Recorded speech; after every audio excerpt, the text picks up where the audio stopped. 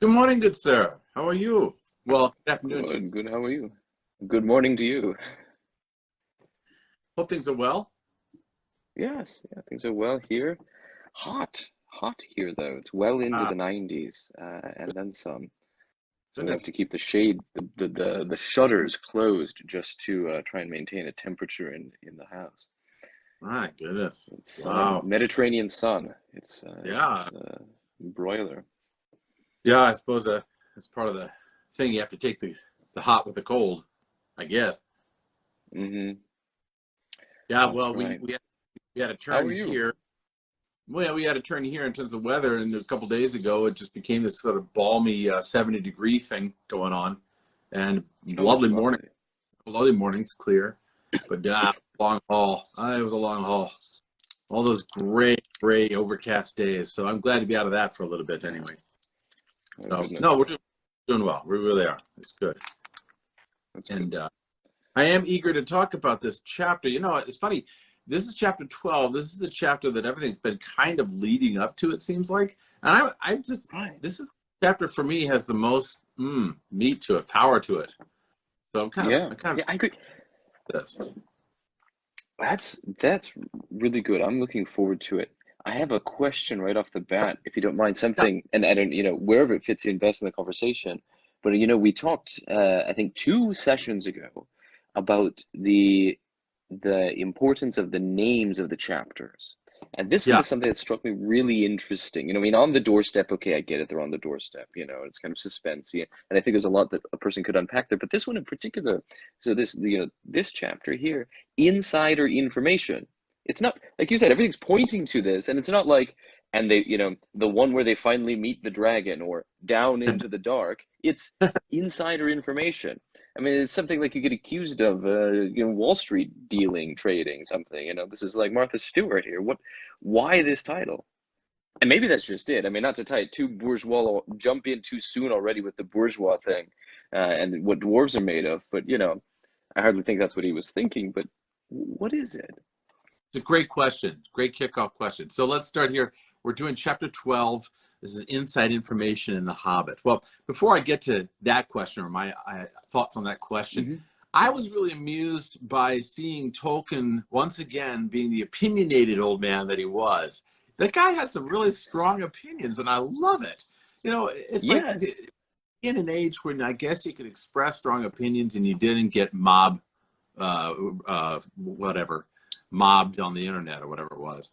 So Right. here, he expressed his strong opinions about Disney, and we talked a little bit Hmm. about, and he also expressed some very strong opinions about the Beatles. And I did not know this, but apparently Really? they were in a practice house, a practice apartment, a few doors down from him.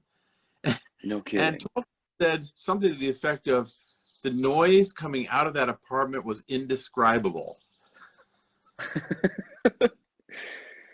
Which is, somebody commented on the internet, they say, here's the guy who invented 4 languages. He could not find a word to describe the Beatles sound. It was That indescribable. was wonderful. But I Uh, thought it was great that Tolkien, his opinions Charmingly are very, understated. very strong about things. And it is sort of getting back to your question. Um, he was so aware of words and the nature of words and the power of language and the power of myth that, as we've said many times here before, I don't think he put anything on the page that he did not intend to be there. There's nothing accidental Right. about his work. Oh So goodness, no, what? this man is meticulous. Yeah, meticulous. What is he getting at with this title? Okay, I think on the one hand there is that inside information as it's supposed to almost throw you off. Okay, I don't know how else to say this, Hmm. because the Yeah. phrase information, normally when people hear that, they think something like a Wall Street deal or a betting on a horse, or something like that. Oh, I got some inside Right. information, Yeah, I know a guy. That's the only I way to know. get things done here in Italy is to have inside information. I mean, it's just how it goes. The bureaucracy is thick and deep. Yes, exactly.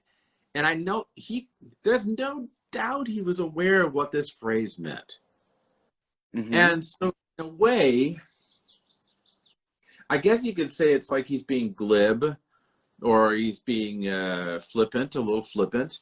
This is the most significant creature in the entire book, the dragon. It's the most dangerous creature in the entire book. And here he has a title. The central theme.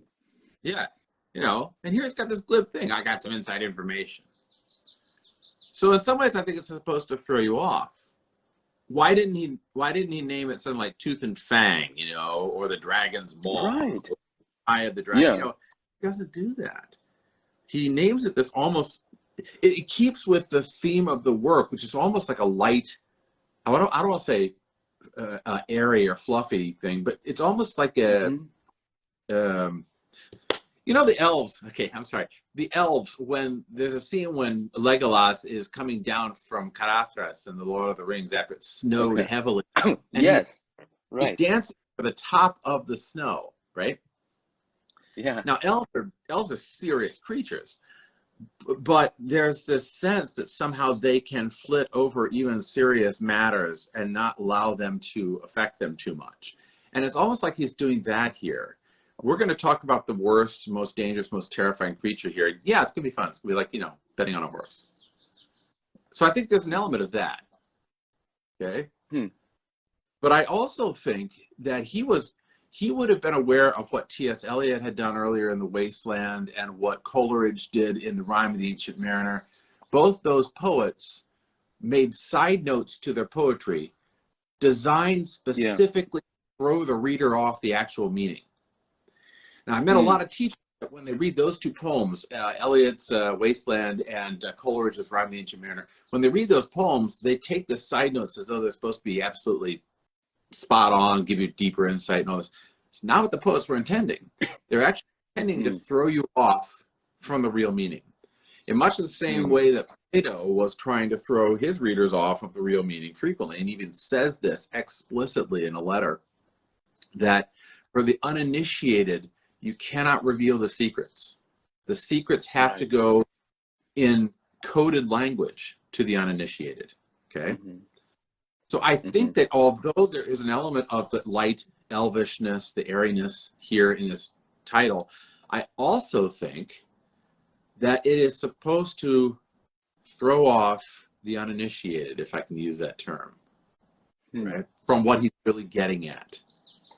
Yeah, and you see that a lot in in classical mythology. I mean, the first thing that comes to mind, obviously, with this is something like Beowulf, where you see a lot of things that are, I say, not quite red herrings, but I mean, you know, that kind of thing. Or some of the Gospels are very, very rich with this, you know, extra junk information, as if I can use that term, to that kind of throw you off track. It's at least a bone thrown to the uninitiated, but it's not the real meat. It's not the marrow of what that particular work is about. But you have to have the eyes to see. You have to know the code to be able to read into that stuff. Right.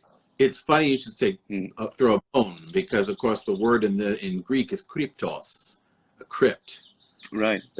The cryptic message. And if let those who have eyes see, not eyes here, physical eyes, the eye of the soul, the eye of the spirit. Let those who have eyes see what's really going on.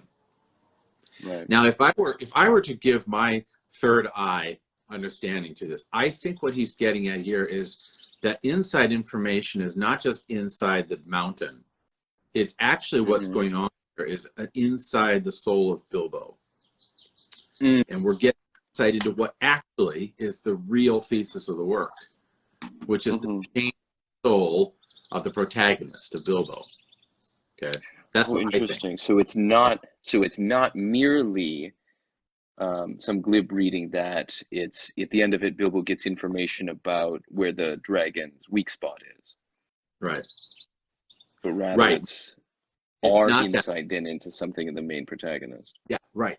And therefore our insight into ourselves, because of course the protagonist is like us, and so in an anagogical way, which is the fourth level of meaning according to Dante, the anagogical level shows us that this is inside information into ourselves. What Tolkien is saying, what is at the heart of the human problem?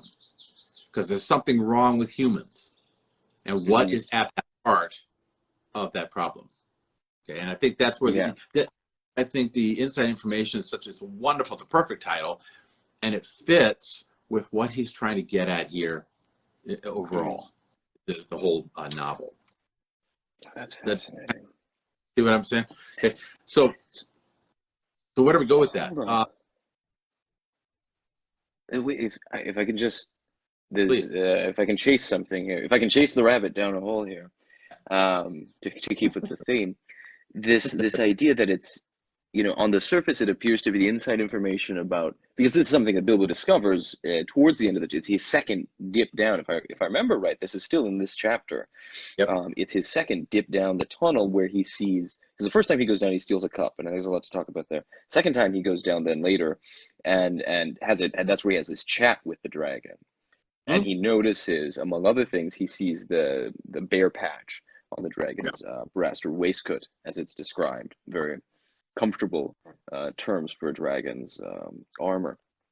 But you're saying that it's not really that, but it's this.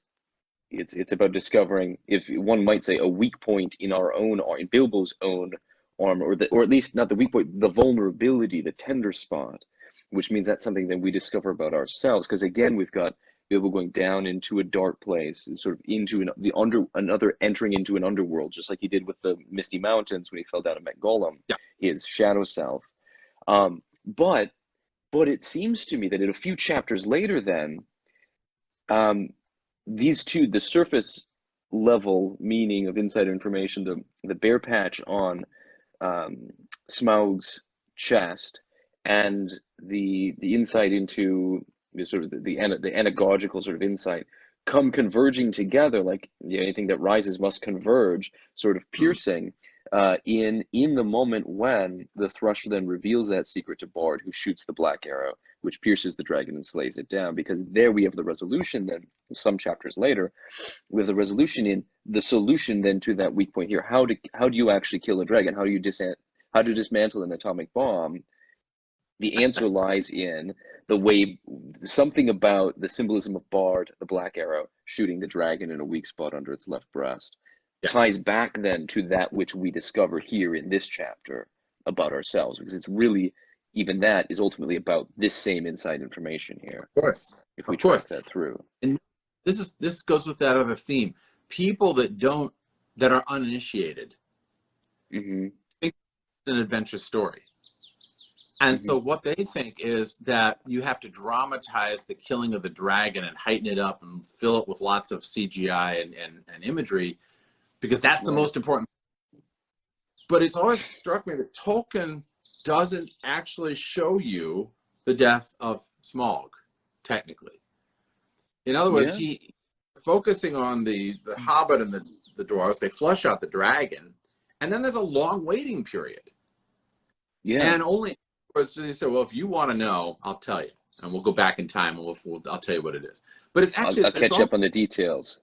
Yeah, I'll catch up on the details. But it's almost like a roundabout way of doing it. He doesn't. It's not linear, and he doesn't shift us to the dragon as the main focus. This is almost like something Bilbo finds out later when he finds Bard, and he says, "Oh, good job, old chap! You killed the dragon. Very nice work." How did it all happen? How did it all happen? So it's almost like that's the killing of the dragon is definitely significant, but it's not the action and the struggle and all that. Main thing. The main thing happens actually in this chapter here. And I want to point to a line specifically that I think is very prescient to this, is very pertinent to this. This is where Bilbo is going down into the tunnel itself. And I've got to make sure I can find the line here. And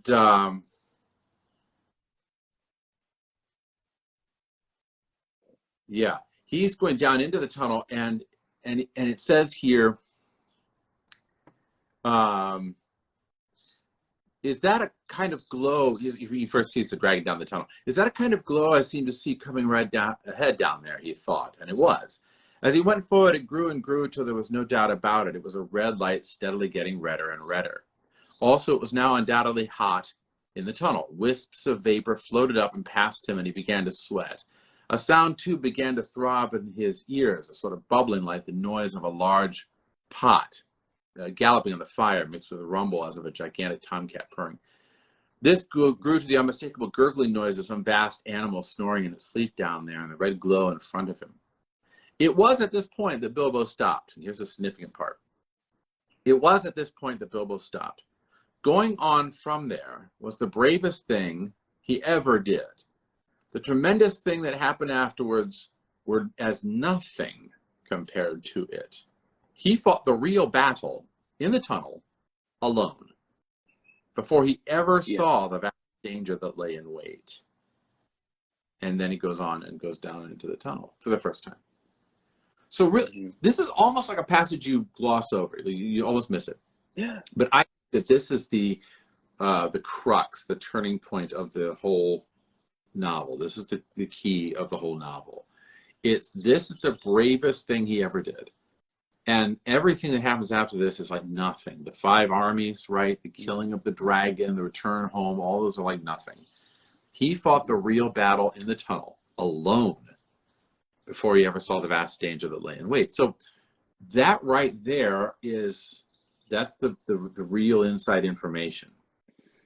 The inside information is that the battle, I think, with the dragon is first off a real battle, but it's a battle that we fight alone, first and foremost. The battle with Bilbo the bourgeois dragon. I'm sorry, what? It's that battle with Bilbo the bourgeois dragon inside on the treasure hoard of his own heart, this overcoming of something, this entering into the darkness, into the unknown. That's the bravest. That's the battle. That's really the what's the word? The hinge point of the whole story. Yes. That's the archimedial axis. Yeah. And we'll have to look at what the dragon means in order to get at that struggle too. But this is what I think Tolkien is getting at. Everything up to now is that he's growing up, he's becoming an adult, but it's really this confrontation, which is the most significant thing. He's had a small version of it when he meets Gollum, as his doppelganger, but this really in the and there's hero's riddles journey, in both of those, right? Yes, exactly. We see the repetition of the riddles. Yep, and they're underground, and both of them want to eat him, So there's a lot of parallels between the two, sure.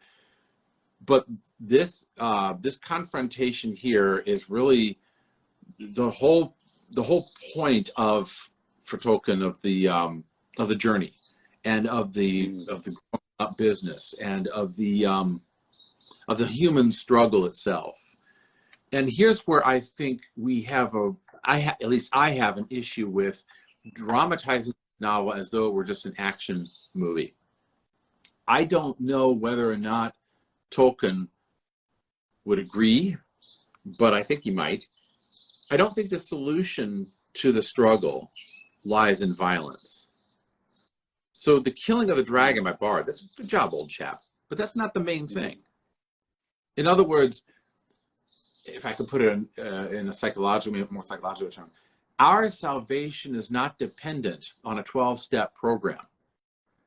Our salvation is not dependent upon our struggling personally with the thing and overcoming it and wrestling it to the ground and conquering it.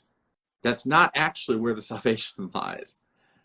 The salvation for a human person is not in shooting the right arrow into the dragon. Although that's significant, that's not the final answer to the problem of being a human. I'm reading right now Dostoevsky's Crime and Punishment again. And I'm noticing this for the first time, that part of what Dostoevsky is getting at, because it's interesting, it's like crimes, because there are two. He kills the landlady and the sister. And then punishment. It's like that the killing of the landlady happens in the first section, and the rest of the book is working out after that. So it's almost like Dostoevsky is saying violence is not the solution to this problem of other people being cruel and the dirtiness of the world and being a misfit. That's not the solution, because Raskolnikov is a misfit, but he's also a guy who hates looking at the cruelty of the world, and he sees the landlady as an exemplar of that cruelty. He's going to get rid of her for that reason, if nothing else. But Dostoevsky is kind of pointing this out. That violence is not what solves it. The violence just sort of begins this cycle of punishment until you work out your salvation through suffering. Right. I think Tolkien is looking at it, a similar problem, from a different angle. I think he's saying that the solution, if you will, to the human problem is not just, it's not just shooting an arrow into the dragon. Would that it were so simple. It's not that. Mm-hmm. It's confronting that thing, and confronting the thing even before you actually see the thing itself. I think that's really insightful there. That confronting thing before you even see the thing itself. It's not he gets down there and he's standing in front of the dragon and that's the bravest thing he did. It's not the riddling with the dragon that he does later that's the bravest thing he did. But it's pausing midway down this dark tunnel. Just as there's, the beginnings of an illumination of the dragon down there. I suppose it is the dragon. There, it's right there in the darkness. He doesn't know what the dragon looks like yet, neither do we. He's not seen it. And so it's that entering into the unknown that's a bigger deal, morally, internally, that is to say, than universally, in terms of the main point of the story. And even I want to say, I want to push back though against the idea that somehow was shooting the arrow in there, because I mean, a person could argue back and say, yeah, but in fact, Bard does slay the dragon by shooting. He does it, right? So that's how it's done. That's how you dismantle an atomic bomb. The guy shoots the arrow through the dragon crashes down. Sure, gets the town, but everybody, at least a good number of them get away safe, and he killed the dragon. That's the key thing. Yeah. Something that stands out to me as I'm thinking of that objection is that Bard isn't the one who set out to slay the dragon. Yes. He sort of accidentally happens to be there, and the thrush happens to find him in the midst of all the chaos. He's an instrument. Yeah. And it's he who then slays the dragon on behalf of Thorin and company, who didn't contract him to do it. It's a totally non-business transactional sort of role, right? They go out to what? I mean, Bilbo kind of points out, you guys, we still haven't slayed the dragon. It's sort of a weak point in the plan is we don't know how we're going to solve the main problem. And someone else kills a dragon for them, and they're the unwitting beneficiaries of it. They don't even realize for a couple of days that it's happened. Yeah. So even there, somebody else is doing it for them. It's not something they can accomplish themselves. Yeah, I'd say so. Okay, and by the way, I knew you were going to push back, and I'm glad you did. I think, speaking from an American perspective, this interpretation is really anathema, because the American perspective, I don't know, maybe a lot of Europe, maybe human. The American perspective is there's nothing we can't fix with our bare hands. Everything can be solved by a 12-step program, by just talking to Dr. Phil, by just taking your meds. There is nothing human beings that can't be solved by a good colonoscopy. Right. That's very much the modern Western industrial approach. And I think epitomized in the United States in ways that it's not, say, in Italy or France, where that you don't solve things by taking them into your own hands. You solve things by knowing the right guy in the bureaucracy who can do it for you. Right. Right. Like in Italy, the response when there's problems is like, there's always a workaround. Things will work out. Somebody will solve it or not and overlook it. Either way, you'll be fine. I think that this interpretation by Tolkien, I think, was hammered home to him very early on, even before World War I. I think he was already thinking about this when his father died, when he was still there in South Africa as a little boy. And you see it starting up in his early poetry. He was already thinking about this, because this is kind of hard. These things you can't solve by yourself. Yeah. Maybe there's another way to look at it, that maybe human beings are not a problem to be solved, but a mystery to be discovered. If there is a problem, the problem is, as it says in Lord of the Flies, the problem is the serpent, but it's in us. It's in us. And maybe the course of action is not to solve it by some program, but rather to confront it and understand it, and then, if I can use the word, convert it. There's a great song by Peter Gabriel Peter Gabriel from Yes. Genesis. Okay? Yeah. And I remember that, I don't exactly remember, I think it's called Darkness. It was off of one of his later albums, and it says, the monster that I was so afraid of is curled up on the floor, just like a baby boy, and I cry until I laugh. Great line That's right. about is that, this horrible thing that you fear so much, that causes so much pain and awfulness in the world, when you can confront it and look at it clearly, you can convert it into something which is darling, almost, which is almost like a boon. But how does one do that? And there I think is where the image of Bard is absolutely perfect. I think to get at that, the perfection of the image of Bard later on, and we're kind of jumping the gun, and maybe we won't have anything to talk about when we get to this chapter, but the perfection of Bard killing the dragon, I think, needs to some degree to be understood in the light of what that dragon actually is. What is that thing at the heart that makes us so problematic? I know that William Golding saw the heart as being an inherent violence or an inherent darkness in us, which is connected to the fear of our own demise. And he saw it as almost insoluble. His character, Simon, who ends up confronting the pig's head directly and confronting the dead pilot directly. By the way, if anybody has not read Lord of the Flies, read Lord of the Flies. Lots of intestinal fortitude necessary to read it, but it's a good book. Simon eventually has the conversion, and then he goes down to tell everybody, and he gets butchered by the other boys on the island. But then he himself changed by the sea creatures, and he floats off into the stars like some Greek hero. I think that Golding didn't see an easy solution to this problem at all. In fact, I think he thought maybe it was an insoluble problem.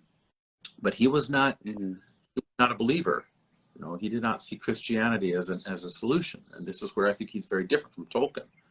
And why Tolkien actually is a better writer, because he's thinking about it a different way. So in order to get to this problem, this issue, I think maybe I should walk us back a little bit to look at what is the character of Bilbo and how has he changed from earlier on. And then also look at what is the dragon and what does Tolkien say about the dragon? And what do other great authors say about the dragon? I've got a Chesterton and Lewis and Tolkien and several other writers, Jordan Peterson, they all have ideas about what this dragon is. So if you don't mind, let's first look at what the character of Bilbo is now compared to what he was earlier, if you don't mind. Yes. Yeah, do let's. And I know one of the things that first comes to mind, I don't know if you have the quote for it, but look at what a dragon is. Early on, we're told about the when we're back in the Hobbit hole. It's, dragons, hardly know a good bit of work from a bad, and that whole spiel. If we have that, I'm interested to see how you connect that to what we're looking at here. That's in chapter 1. The unexpected party. Yeah, it's in there. Yeah, when they first found the map. Give me a second.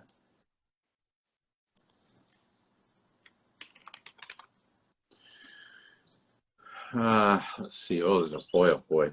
Hey, I never noticed this, but his house is surrounded by snapdragons. That's interesting. Oh, no kidding. Great. In the text. Okay.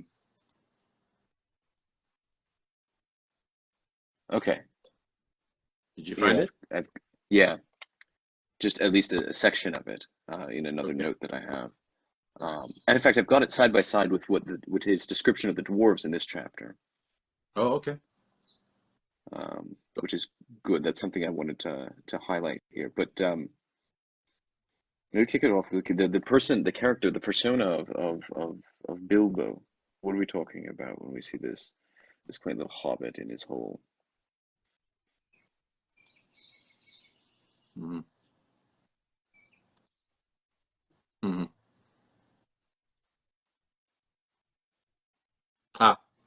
Here we go. I think I found it for you. Okay. This is blah, blah, blah, blah, blah. I think this is Thorin speaking. Undoubtedly, that was what brought the dragon. Dragons steal gold and jewels, from men and elves and dwarves. Is this a passage? Yeah. Wherever they They guard their plunder as long as they live, which is practically forever unless they are killed, and never enjoy a brass ring of it. Indeed, they hardly know a good bit of work from a bad, though they usually have a good notion of the current market value, and they can't make a thing for themselves, not even mend a little loose scale of their armor. There were lots of dragons in the north in those days, and gold was probably getting scarce up there, with the dwarves flying south or getting killed, and all the general waste and destruction the dragons make going from bad to worse. And there was a most especially greedy, strong, and wicked worm called Smaug. Smaug. Is that the bit? So it's interesting. So Smaug really just relocated for economic reasons. Cash was getting short up where he was, and he thought he could invest in the Lonely Mountain if he could just remove some of the redundancies there. Or he got driven out of Orthanc and had to go to the Shire himself. Right. Or to improve it. Exactly right. Yeah, so that's interesting. So they can't, so there's two other figures that you didn't mention here that seem dragonish, that given that description of the dragon there, they don't know a good bit of work from the bad, but they usually have a good notion of the current market value. Sounds very much like the Master of Lake Town, right? He's very much about the market value of things rather than the intrinsic worth. And then dragons, that is, can't make a thing for themselves, which is interesting to point out. Both Thorin, in his description in chapter 1 about their kingdom, is we never grew any food ourselves. We relied on trade with other people for that.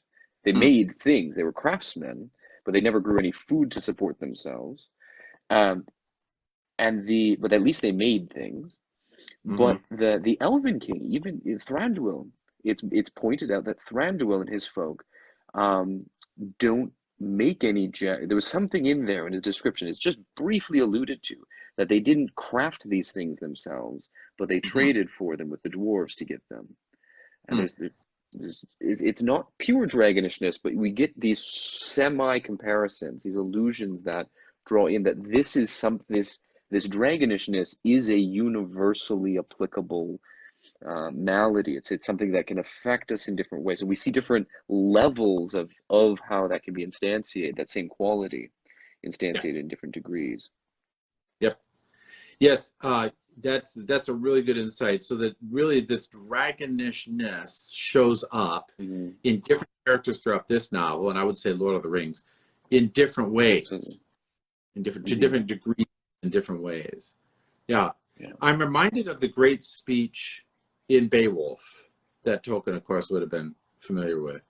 There's a great speech after Beowulf has killed Grendel and Grendel's dam, and Hrothgar, the king, is blessing him with gifts, and he gives him lots of treasure.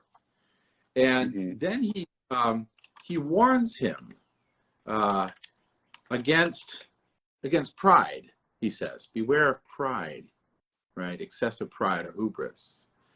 And I'm just really quickly looking for it here. This is kind of what he says, and I think maybe this is getting at what you're suggesting here. He says, "Oh, it's not the actual text." Nice. It's just an article. Just you go on the internet, you're looking for the text. And say, okay, here it is. He says, "O flower of warriors, beware of that trap. Choose, dear Beowulf, the better part, eternal rewards. Do not give way to pride. For a brief while, your strength is in bloom, but fades quickly.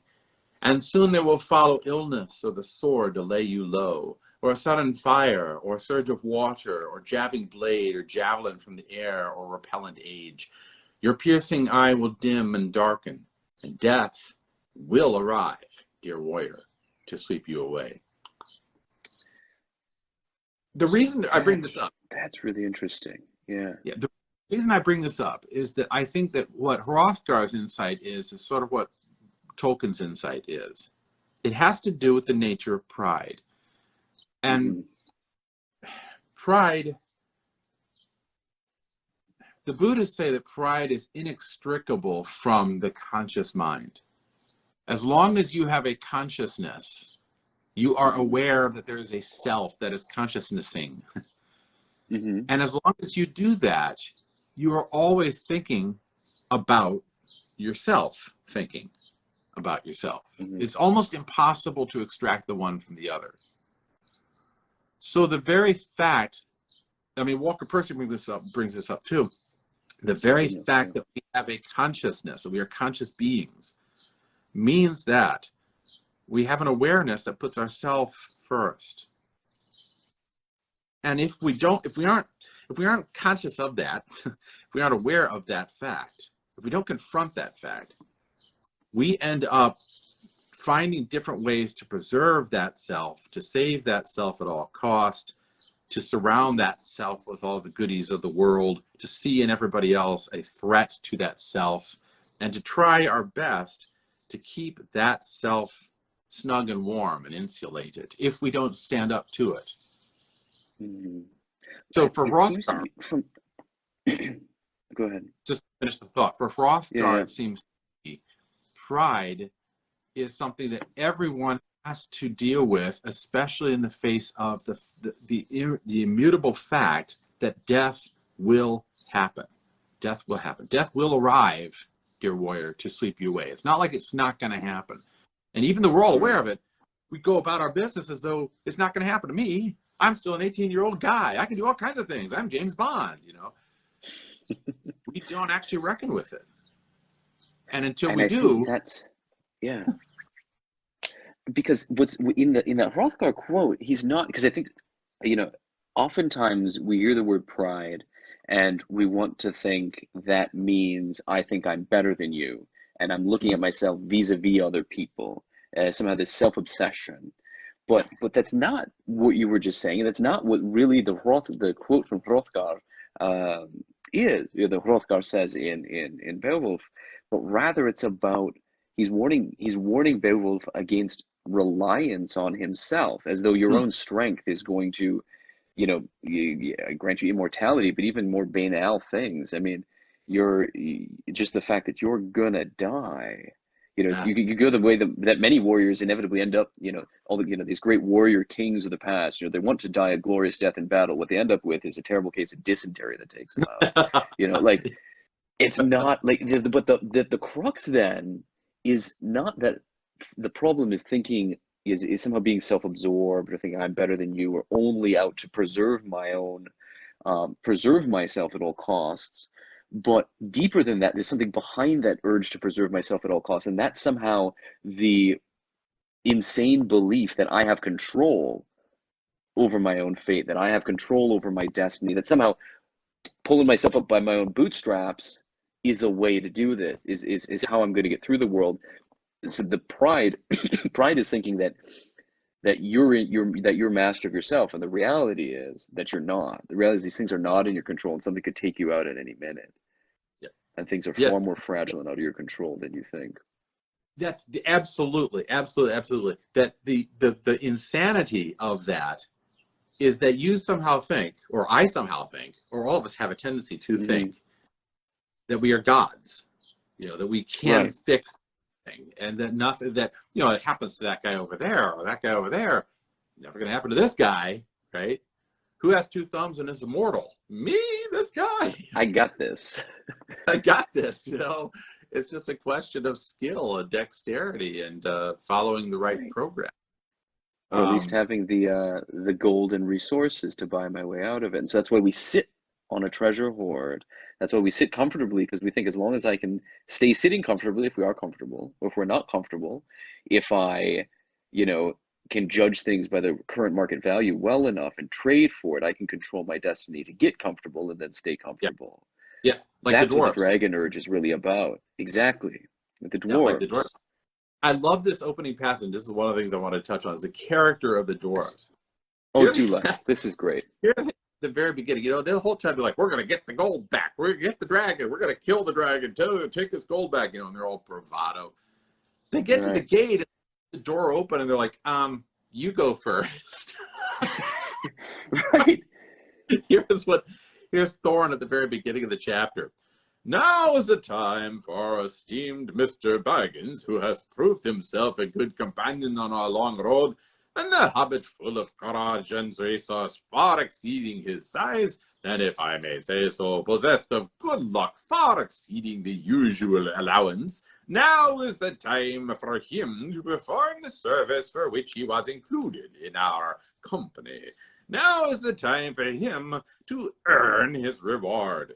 Like, you know, Thorin, why don't you get your dwarf ass down there? You know? Right. Which is basically Bilbo's response. Yes, right. Bilbo, right? Bilbo gets mad, and this is really cool because Bilbo would not have said this at the beginning of the novel, and so that it shows a real growth in him and a strength in him that was not there originally. He says, by now he was quite familiar with Thorin too, and he knew what he was driving at. If you mean to think it is my job to go into the secret passage first, O Thorin, Thrain's son, Oakenshield, may your beard grow ever longer, he said crossly. So say so at once and have done. I might refuse. I've got you out of 2 messes already, which were hardly in the original bargain, so that I think, already owed some reward. But 3rd time pays for all, as my father used to say, and somehow I don't think I shall refuse. Perhaps I have begun to trust my luck more than I used to in the old days. He meant last spring before I left his own house, but it seemed centuries ago. But anyway, I think I will go and have a peep at once and get it over. Who's coming with me? And the dwarves all like look at their shoes, you know, in that proper Minnesota. Right. And they don't go down at all. The only one that goes even slightly down is Balin. You know, Balin goes a little bit down. Right. Says, well, goodbye. See ya. I mean, they shift. We said Feely and Keely shift a little bit on one leg, and Bilbo didn't expect a chorus of volunteers, so he was not disappointed. Yeah, because he's become much more self-reliant, much more able to understand who these dwarves actually are. As you said earlier, the dwarves are representative of a quality or character in the world, but they're also characters who surround themselves with gold and finance in order to make their lives feel secure. They are little dragons for that. Yeah. I mean, this is the description that he gives to them. If I can read that. Please. The dwarf, you know, in this same moment, Bilbo didn't expect a chorus of volunteers. He was not disappointed. But there you have it. The most that can be said for the dwarves is this: they intended to pay Bilbo really handsomely for his services. They had brought him to do a nasty job for them, and they didn't mind the poor little fellow doing it if he would. But they would have done their best to get him out of trouble if he got into it, as they did in the case with the trolls at the beginning of their adventures, before they had any particular reasons for being grateful to him.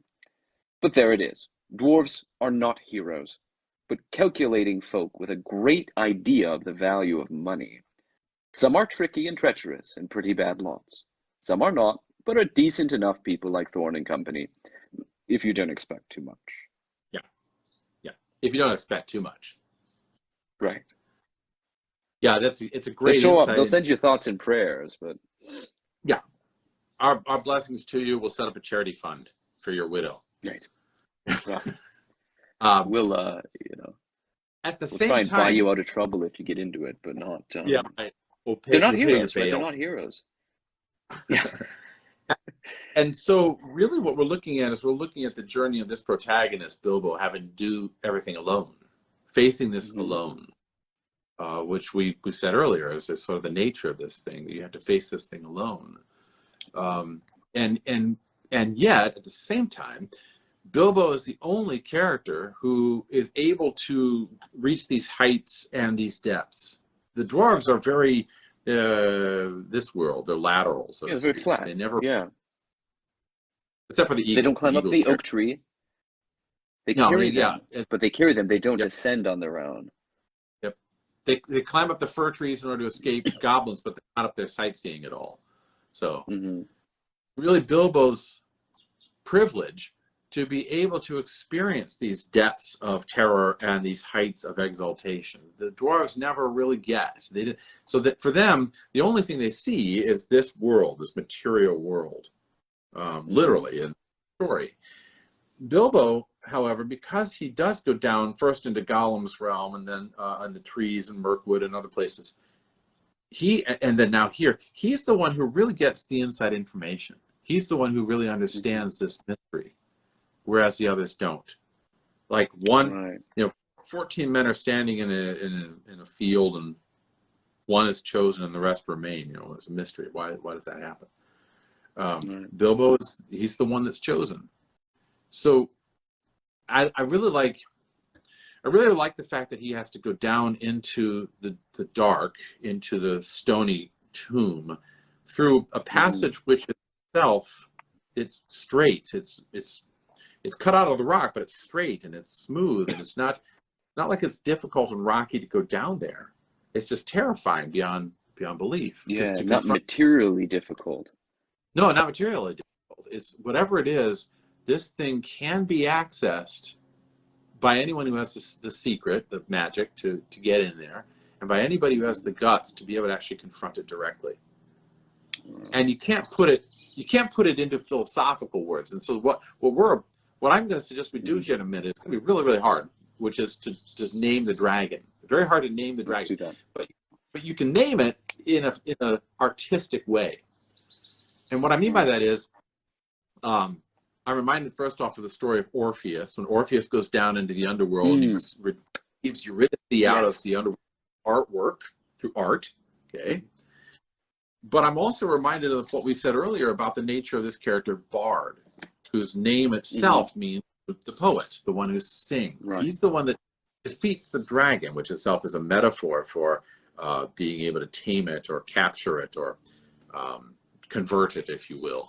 And he does so through an arrow, which I'll try and hold off on that until we get to that chapter. Right. But Bilbo goes down into the underworld in order to get this mysterious secret, this inside information.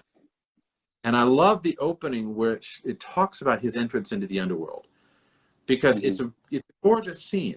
Here's the text. It says, "The stars were coming out behind him in a pale sky barred with black, when the Hobbit crept through the enchanted door and stole into the mountain." And so it's this beautiful thing of stars, magnificent stars everywhere, and black all around. There's something quite lovely about it, actually, going into the underworld. But it's the underworld, the black thrush, the black arrow, all images of the underworld or the otherworldly. All those things working together to make this one image of the flushing out of the dragon and the death of the dragon.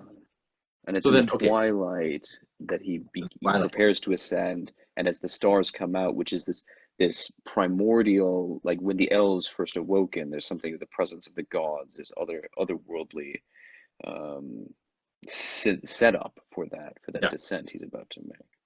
Yes. And then the descent leads down, and there's a dragon at the bottom, like a minotaur at the bottom of the labyrinth. What is that? What is the dragon or the minotaur or whatever it is? What is that thing? I like all the imagery surrounding this is significant, but there are three things that are particularly, I think, significant to understand this. One is the passage. One is the riddles that we get to in a minute, and one is the physical nature of the dragon.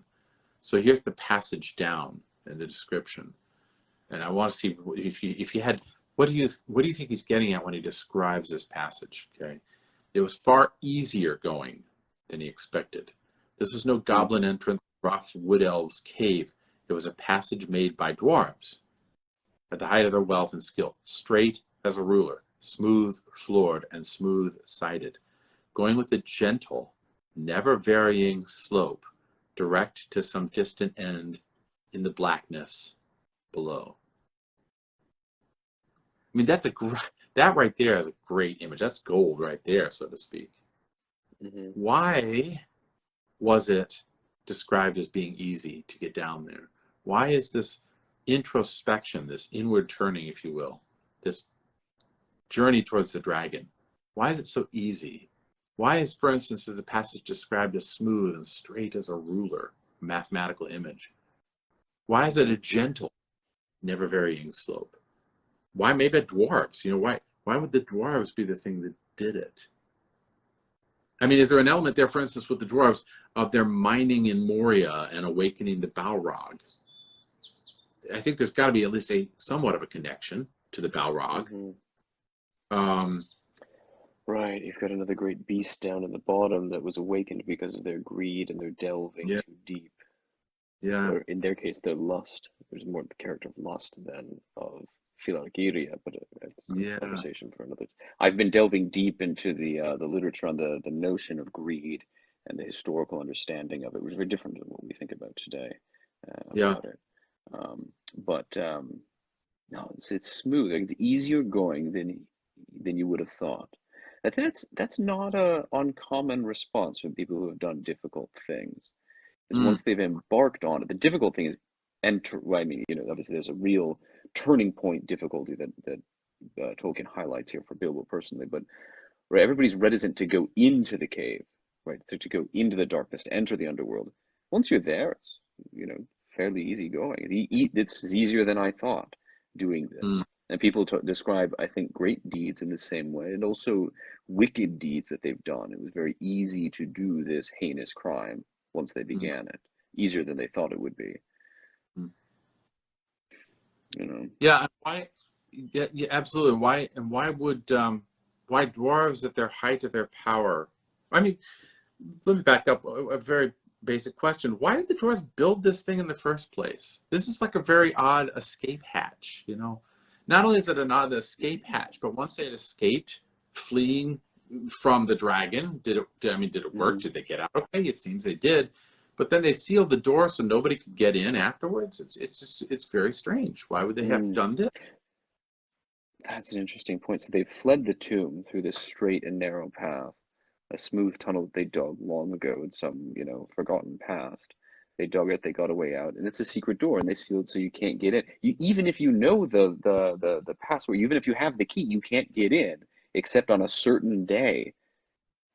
Yeah. Right? I mean, that was the thing. The thrush knocks on this particular, astronomical, only once in a couple hundred years sort of thing.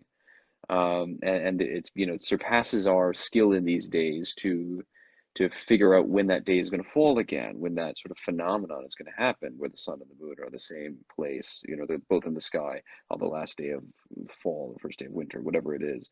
They tell us in Rivendell that Thorin admits to a decadence in their skill and in their knowledge in these days, vis-a-vis in more ancient times. Which also suggests that perhaps this kind of the craft of this tunnel, just like the craft of making that kind of door, surpasses their skill and knowledge in these days. They're not as sophisticated as they were at some point in the past. I can't help but think that this whole passage has some connection to a mathematical interpretation, or an interpretation in the terms of the liberal arts or knowledge in some way. It's almost as though going down the course of the liberal arts, and what do you find at the bottom of the liberal arts? What is at the heart of it? Everybody touts a good education as being something that either gets you a good job or makes you a critical thinker or makes you capable of talking eloquently. But what if Tolkien had another insight into knowledge and the search for knowledge? Searching for knowledge is a bit like digging for gold, like the dwarves. And in some ways, there could be a smooth passage once you get used to doing the work of learning and delving. There could be a smooth passage to the very heart of what knowledge is getting at. But the ancients used to say that at the heart of all education is knowing yourself, is gnose se auton. And I wonder if, I think it's very difficult to know ourselves. And I think that the terror that lies at the heart of knowing yourself is for most people unfathomable, because you have to grapple with certain possibilities, certain questions, and then have to somehow, as we see in this text, defeat them or convert them or wrestle them to the ground or learn to live with them. So for instance, learning could lead you to see that the world is magnificent and great and beautiful and held together by a great deity. But it could also lead you simultaneously to the idea that there's a nothingness, that none of this matters, that none of it is significant, that all of it is ash, like Thomas Aquinas, burn it all. It could lead you to say human beings are great and beautiful and wonderful creatures, but it could also lead you to say humans are horrendous and awful and capable of great terror. It could also lead you to say there's great meaning in everything, but it could also simultaneously lead you to say there's meaninglessness. Right. I mean, this which is a struggle that Bilbo has in his second descent. He goes down and he starts to really doubt. Like there's a reality that, I mean, the dragon lies to him or deceives, doesn't lie, he bullshits him, right? Yeah. Because what he says is true, but he frames it up in such a way as to create doubt. Yeah. When he points out, you think the dwarves are actually going to pay you? How do you think you're going to get that out of here, man? They're all screwing you and they're laughing at you behind your back, which is like the deepest existential fear of every one of us when we begin to confront ourselves, nature, reality. Man, maybe man is actually just a horrible creature that's nasty, brutish, and short like a dwarf, and fixing to, screw you over as soon as your back is turned. And Maybe that's true. You can't brush away. You can't brush away certain things like, oh, maybe we're descended from, primates. You can't just brush that away. It's almost like it sits there, and you have to learn to live with it. You rise up to the level of learning to live with it or tame it or something, but it's there. Maybe there is the possibility that all this stuff around us is utterly meaningless, that it has no purpose at all.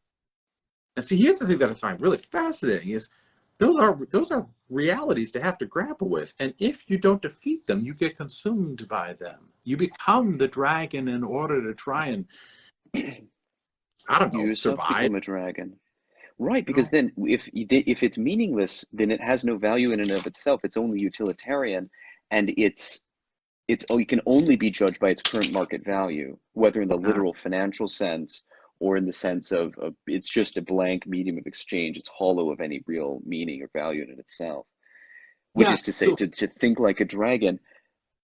And then that's the trouble then is so you're confronted with that possibility, but you can't talk with that possibility. In the same way, you can't discourse with it. In the same way, you can't discourse with the dragon. You discourse with the dragon, it's going to mess your head up. Yeah. I mean, it's precisely in discoursing with the dragon that you begin to think more dragonishly. Yes, exactly. And so here are the dwarves, almost like academics, for years doing all this academic stuff and what to and the dragon is easily gotten to by anybody who wants to actually embark on the liberal arts or the study or the search for knowledge. But you're going to find a dragon, because at the very bottom, there's, in this blackness below, there's a dragon. It's like, don't enter into this blindly thinking that you're going to just be coming out as a good citizen, because it's not. Yeah. It's not that. You aren't just. And the dwarf solution. I like what you say. You liken them to academics, because their solution to this, when Bilbo first comes out, says, "Yes, there's a dragon down there. I brought you this nice cup and all that." I want to ask you about that cup too, but you get up there and after congratulating him and putting them and their families at his service for generations to come, they sit there and they have an academic disputation to talk about the slaying of dragons, historic, dubious, and mythical. Yes, it's just a wonderful. So you're still sitting here talking about it, like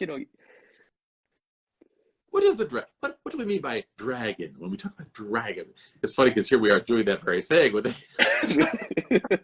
How does one slay a dragon? Well, let's see. I've heard, George did it this way, and then,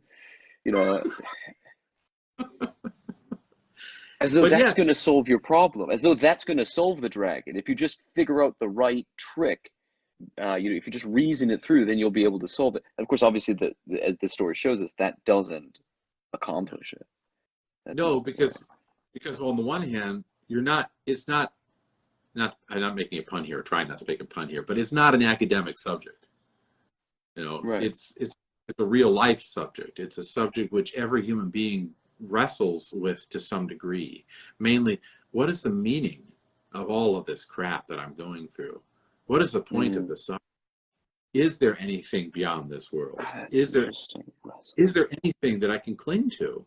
Any, as you put, any Archimedean point that exists in the world, or is it all just relative? Is it all just commerce? Is it all just pleasure and fulfillment of my id? Because sure, the scientists all seem to say right now, right, follow the science. It's all just about the id and the fulfillment of the machine. So hey, why not? Free Netflix. So I think that Tolkien he's just this passage is so remarkable to me because it's so timeless a passage. It goes all the way back to the Minotaur and all the way forward to 2022. Speaking to something which I think this is the crux of the human thing. We have, Percy points out in Message in the Bottle, we have a paradox that we have to live with. The paradox is that the consciousness recognizes itself consciousnessing and seeing the world around it, and therefore seeing meaning in the world around it. But by the very fact of its consciousness, it's also perceiving the nothingness that accompanies the something, the meaninglessness that accompanies the meaning, the darkness that accompanies the light. And it has a very hard time grappling with that. And so consciousness can turn against itself or against other people or against that meaning and say, there's nothing like a serpent devouring its own tail. Serpent devouring its own tail, precisely, right? And or so to make an intertextual reference, I was going to say two serpents intertwined, devouring each other, which is the Orin in the Neverending Story, which the only way to defeat the nothing ultimately is to enter through the Orin and that whole thing. But it's an allusion to an obscure, almost nobody's read the book anymore these days. But there's a similar kind of thing where he has to go down into the darkness and forget himself, essentially, in order to solve this mystery and reemerge again. Yeah. But and to do that, you have to be galvanized against what you're going to be meeting. You have to have made this long journey beforehand and experience little forms of this dragon before you actually meet the actual dragon itself. And Tolkien is really interesting because that glibness that I spoke of earlier, that lightness, it allows him to present very difficult, powerful subjects in a very comestible way, a digestible way. So where he talks about Bilbo going down into the dark, he says he was trembling with fear because he knows what he's getting into. This is not going to be fun. But his little face was set and grim. Already he was a very different hobbit from the one that had run out without a pocket handkerchief from Bag End long ago. So here's, when he first left Bag End, his big worry was, I don't have a pocket handkerchief. He's at a point now where he's very different. His worries are much more significant, but he's much stronger. And Tolkien makes light of that almost by saying he had not had a pocket handkerchief for ages. He's very different. He hasn't had a pocket handkerchief for a long time. Important things in life. I mean, it's a nice reference point for those of us bourgeois comfortable in our little holes. Right. So here he is going down into the darkness, and as I said before, he stops and he wrestles with that darkness within him first before he actually sees the thing, and his wrestling with it then allows him to actually confront the dragon. And for the sake of time, I want to look at that passage where he actually talks with the dragon. You said, how did you put it? It's not, it'll mess with your head. It'll put the zap on your head, right, when you talk to the dragon. Right. It does. Because Tolkien seems to have said that there's a conscious entity which does not intend us well. Now, psychologists like Jordan Peterson will say this is just us talking to ourselves. But I think Tolkien and most Catholics would say this entity is actually external as well as internal.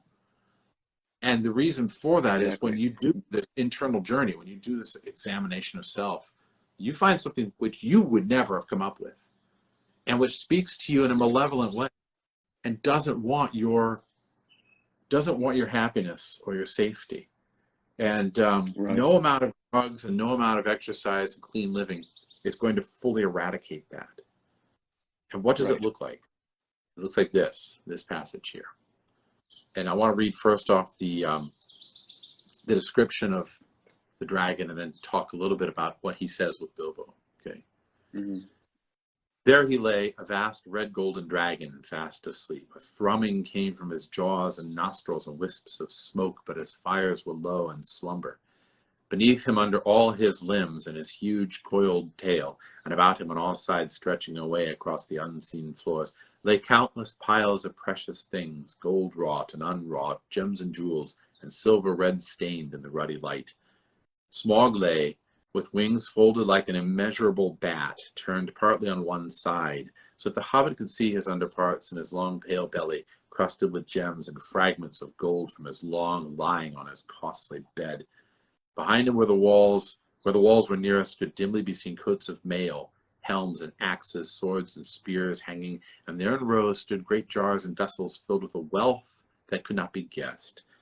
To say that Bilbo's breath was taken away is no description at all. There are no words left to express his staggerment, since men changed the language that they learned of elves in the days when all the world was wonderful. So, like the Beatles, the dragon has no words to be able to embody him, right? There's no description. Yeah, it's indescribable. No description.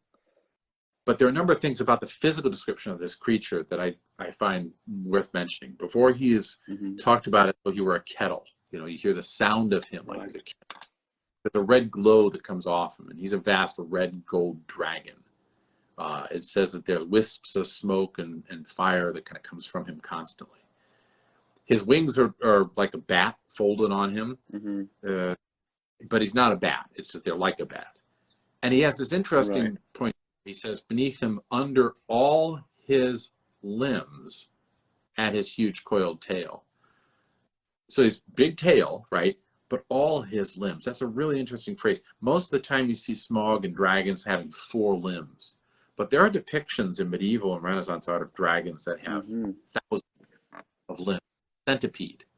Okay, there's where Lancelot actually in Arthur's story, Lancelot fights a dragon that has 1,000 legs. He's a centipedal creature, which makes it more bug. And I kind of like that with Smaug. What if he's not a 4-legged creature, but he has thousands of legs? Ugh. Heinous, right? But why fire? Why a vast red gold dragon? You know, that the color itself is worth thinking about. What is he getting at there with this creature? It certainly immediately comes to mind as the red is the fire of the divine spirit, of the Holy Spirit, the fire that is over the heads of the apostles, the fire, the eternal flame of the Eucharist. The fire itself is connected to the intelligence, the intellect of man. It's what Prometheus brings down from the heavens originally. Yeah, I mean, this is Promethean fire. Yeah, Promethean fire. Yeah. And yet it's also something that destroys. It's something that allows us to have civilization. It's something that also destroys us at the same time. So it's almost like that's the perfect example of intellect.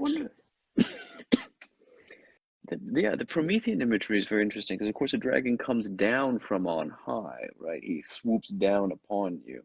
This fire comes down, and now this is that kind of fire dwelling in a very unnatural environment for it, deep under the mountain, down in the darkness, rather than up atop the Mount Olympus in the dwelling of the gods or whatever, where it belongs, where it's proper. It's not. This is an element not in its proper place. That's what makes volcanoes so dangerous and frightening. Yeah. Because you got an element not in its proper place, erupting forth. Yeah. I wonder in the same way the dragon. Not being put to any use. I mean, not that you couldn't see like Smaug powering, you know, a power plant or something like that. That'd be kind of silly. But I do think that Tolkien had in mind certain energies in the 20th century that he saw as not being put to good use. That they were energies that were malevolent, that were diabolic energies.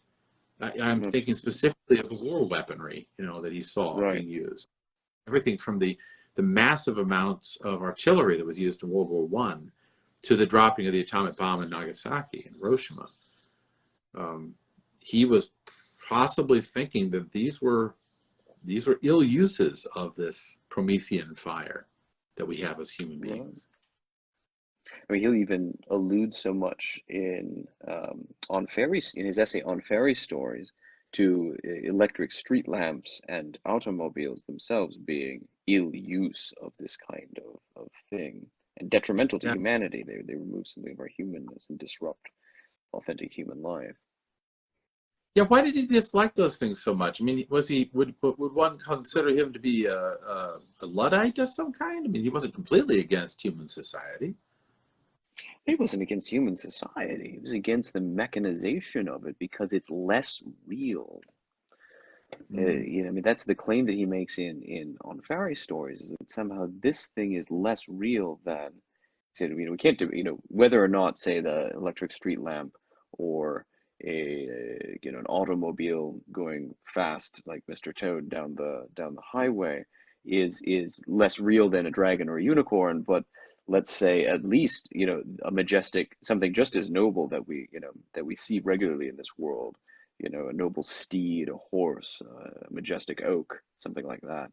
These are definitely less real than that.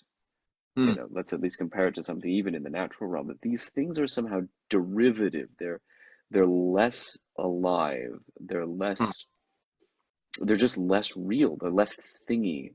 And thus, Yeah. when we engage with them, they make us less real. They degrade us to a lower level of reality, below our proper place, lowering us out of our proper place as human beings. Mm. Yeah, you know, I know that Tolkien saw a few movies. He was not a big movie goer, but he had no television set. He had a radio.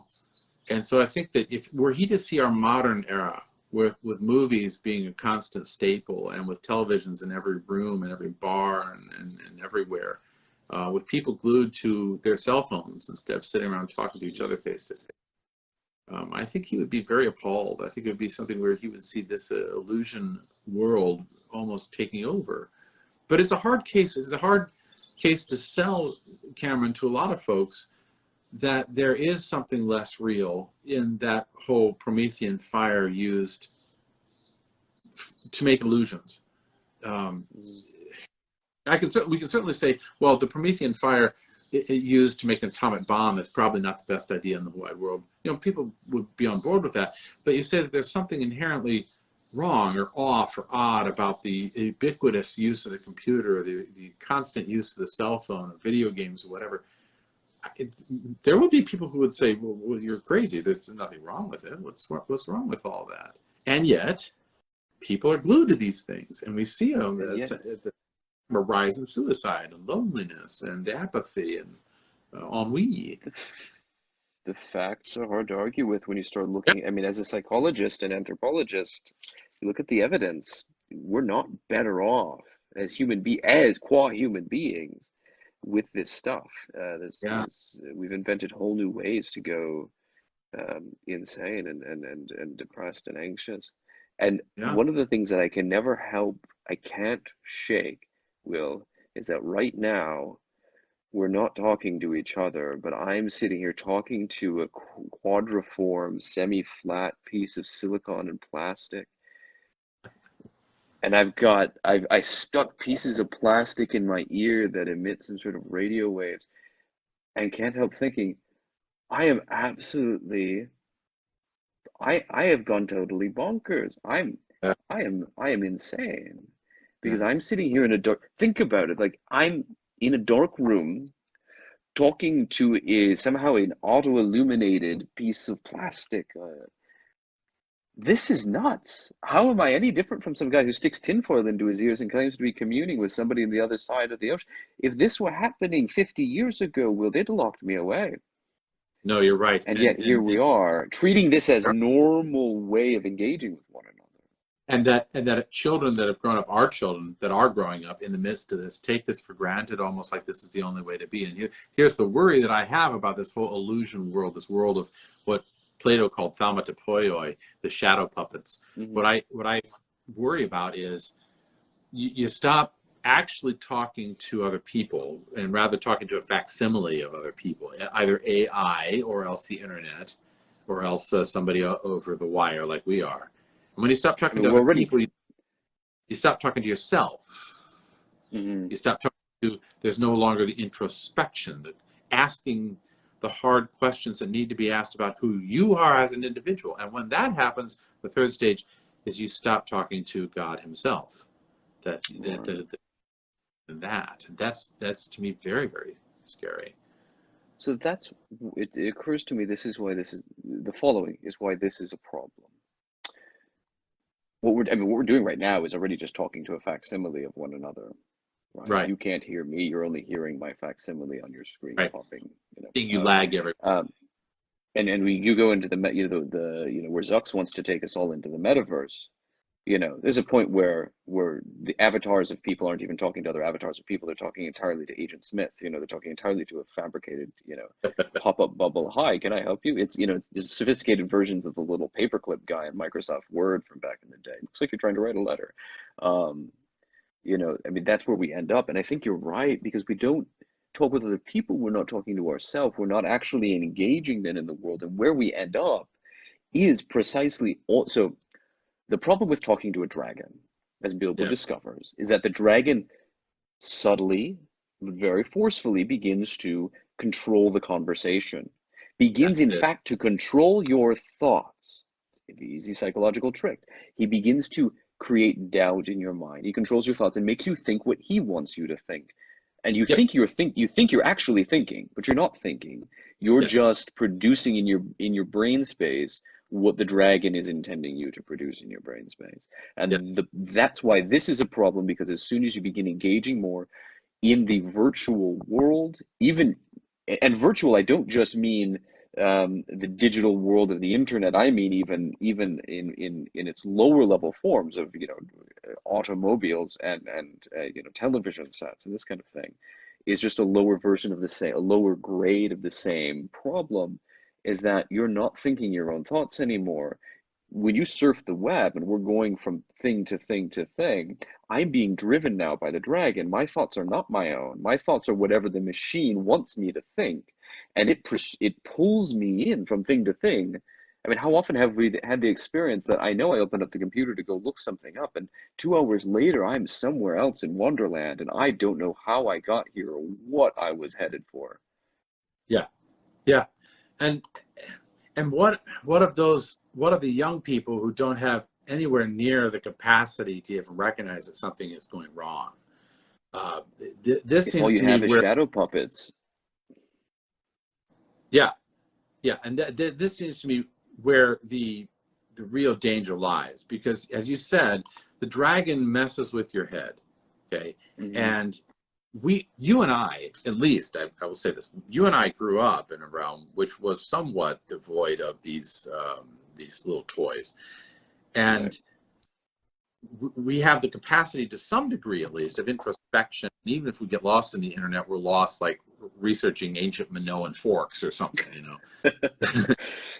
True. So that we have at least some facility. But even with us, what if the message of the dragon, the thing that works on the head, is completely invisible? In fact, you don't even recognize that you're being duped while you're being duped, because that's what the real problem lies. The problem doesn't necessarily lie, if I can use the course analogy, the problem doesn't lie with a kid or an adult looking at pornography online, although that's a problem. Or it doesn't lie with them spending lots of time on video games.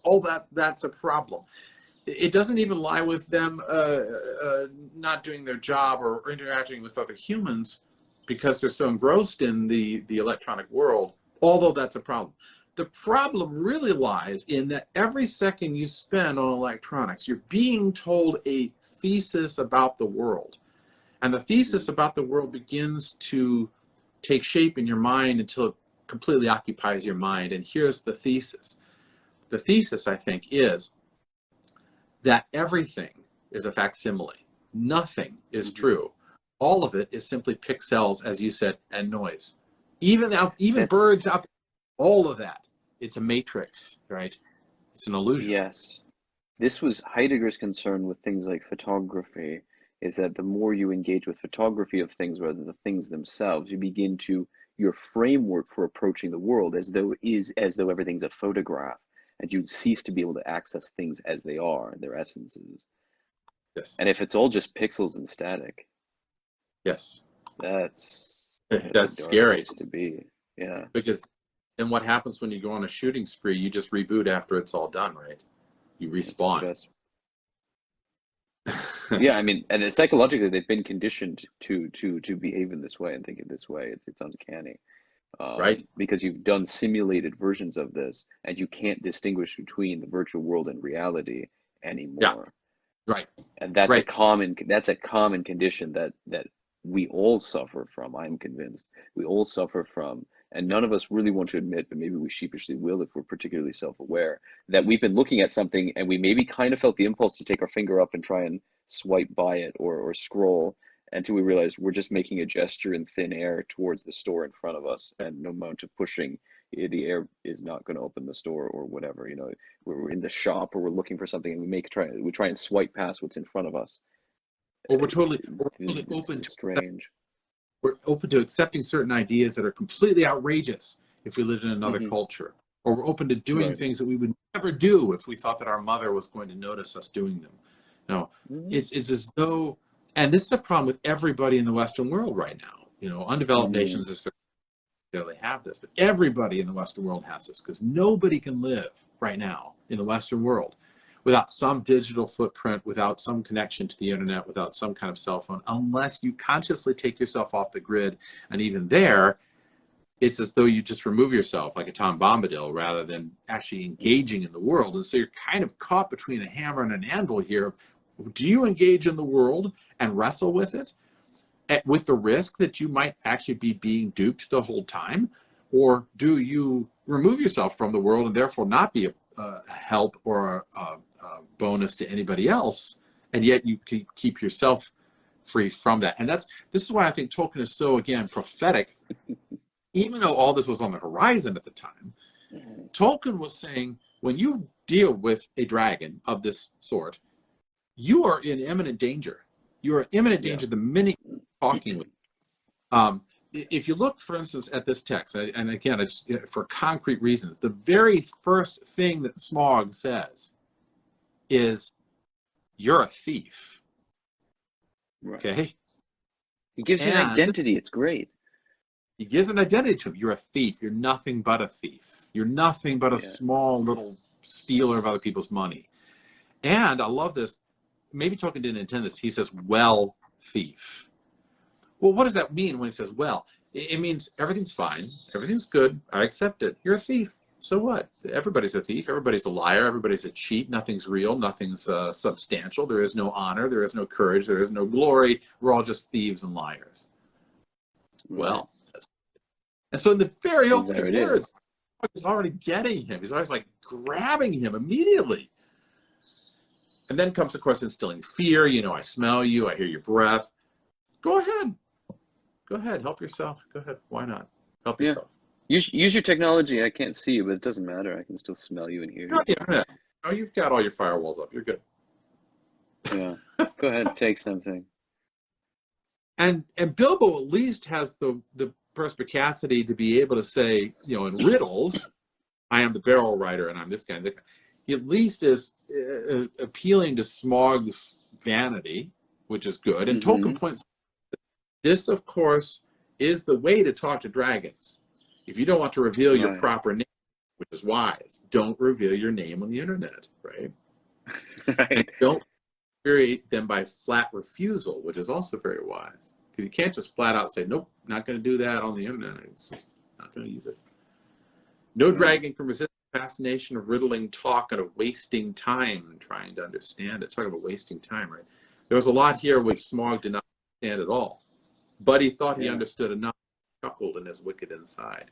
And that's when Smaug lets out this thing that I think really, just love this passage, because this is where he really sticks it to Bilbo.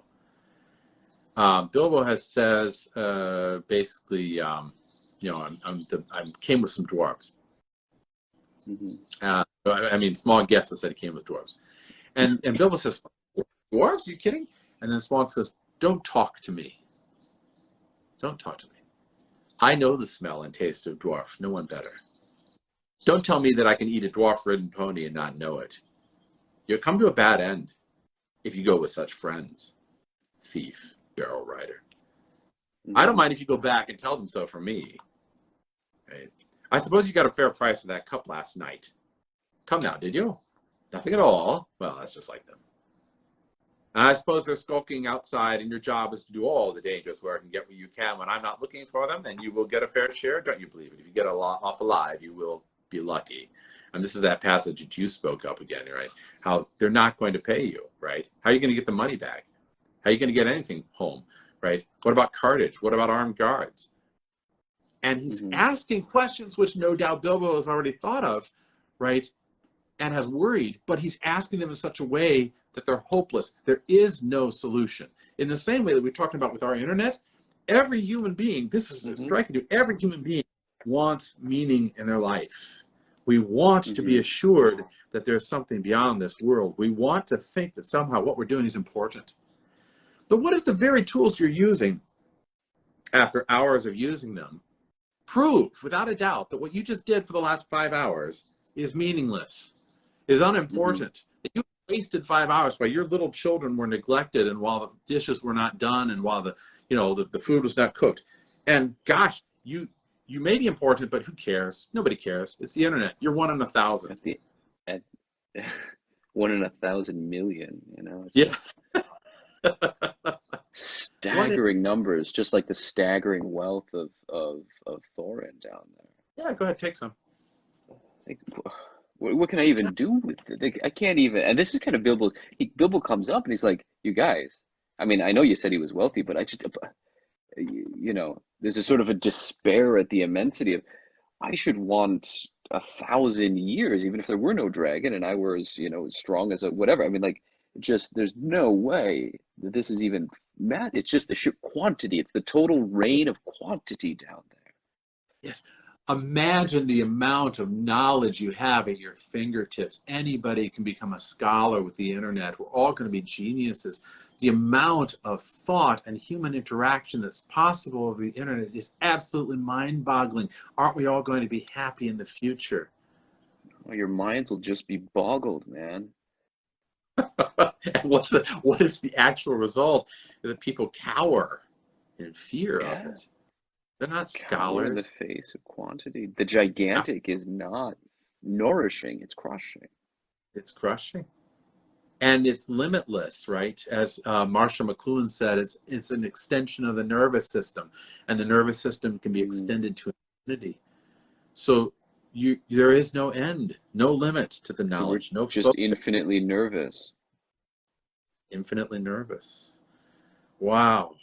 And so what you're facing here is you're facing something which already exists in you, the thought, right, that maybe this is meaningless, pointless, and hopeless. And that thought is not met with a focused challenge from another human being, that is, an actual mentor, or tutor, or friend. It's met instead with a limitless technology that proves by its very use the pointlessness and meaninglessness of the situation. Wow. So you said that being confronted by somebody like a mentor, and when they're talking about the slaying of dragons, dubious and mythical, the general opinion was that catching a dragon napping was not as easy as it sounded, and the attempt to stick one or prod one asleep was more likely to end in disaster than would a bold frontal attack. So without that confrontation with another person, with the other, something hard to confront, the only way to defeat the dragon in myself, not getting into the technique of the how, but the circumstances, are that somehow trying to obliquely kind of work around it or engage with it or swim through it, or maybe I can still sort of engage and make things better, is just going to end in disaster.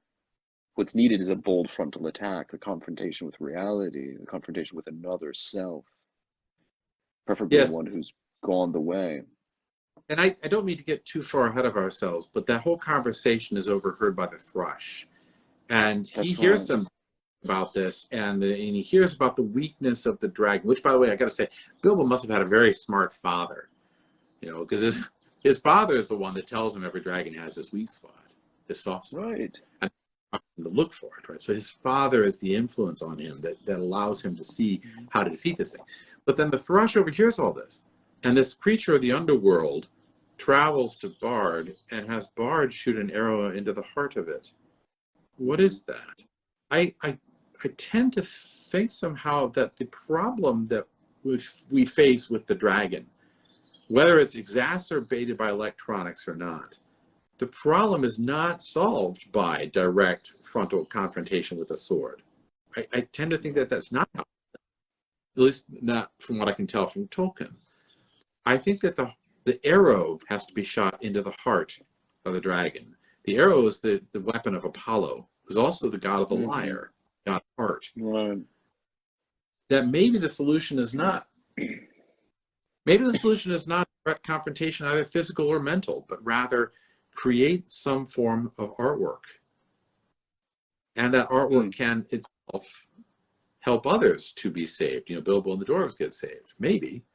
Right. And it's something that when you slay the dragon with it, it's no longer connected to yourself. There's not, how do you say it? I mean, like an electric charge, you don't want to hold the thing that's poking it. You'll get zapped.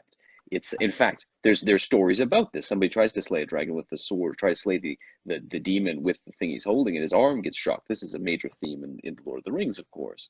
When you touch the enemy creature with a weapon, you too, there's a current that's open all of a sudden, and you're damaged by that contact.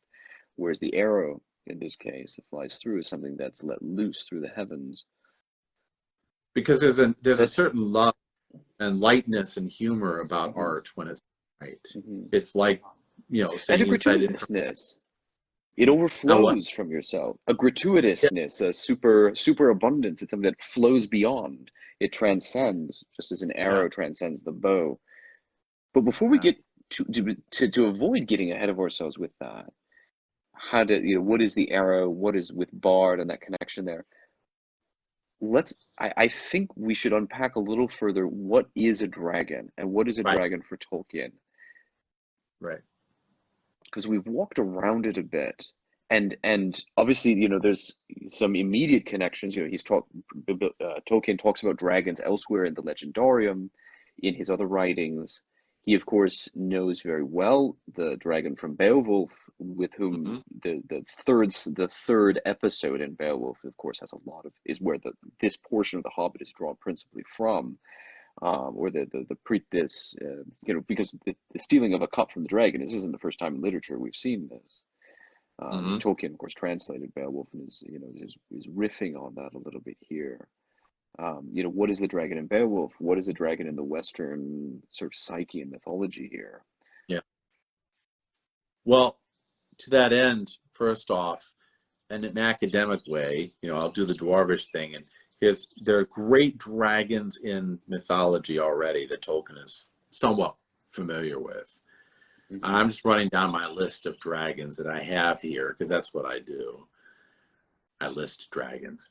So we start off with this guy, Mishkushku, okay, who was a Babylonian dragon. Go all the way back to Babylon and to Akkadian, a Sumerian culture. This creature, Mishkushku, was a reddish snake, a fierce snake, also referred to as a splendorous serpent. So as early as Babylonian, Sumerian, Akkadian culture, we have the dragon as an image in the literature. The second one that is to be noted is Tiamat, the saltwater dragon, and her consort, who is Apsu, the freshwater lord or deity. And in the Enuma Elish, in Babylonian culture, the Enuma Elish, they are slain by Marduk, who is the hero of Ahura Mazda, who is a god of light. And Marduk goes and slays Tiamat, cuts her in two, and walks through the two pieces to prove that she is dead. This dragon image then comes up later. It's speculated by some, including Bernard Bateau. It comes up later in the form of the splitting of the Red Sea by Moses, so that image of his splitting is itself a reinterpretation of the splitting of the saltwater dragon Tiamat by Marduk. Dragon also comes up in the Garden of Eden, serpent.